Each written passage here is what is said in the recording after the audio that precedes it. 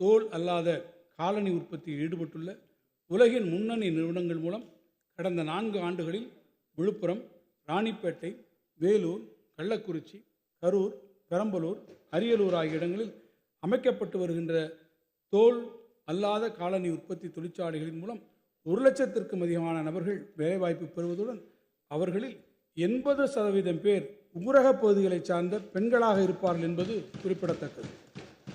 அதிக வேலைவாய்ப்புகளை உருவாக்கும் இத்துறையில் நாட்டிலேயே அதிக வெளிநாட்டு முதலீடுகளை ஈர்த்திட்ட மாநிலமாக தமிழ்நாடு திகழ்கிறது.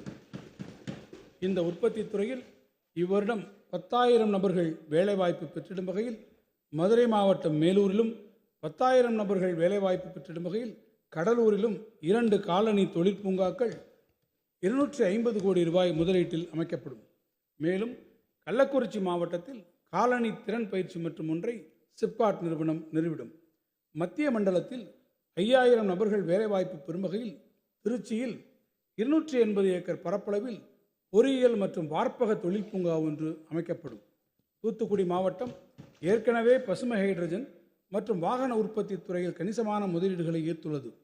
அதைத் தொடர்ந்து இம்மாவட்டத்தில் செயற்கை இழை மற்றும் தொழில்நுட்ப ஜவுளி தொழிற்பூங்கா ஒன்று அமைக்கப்படும்.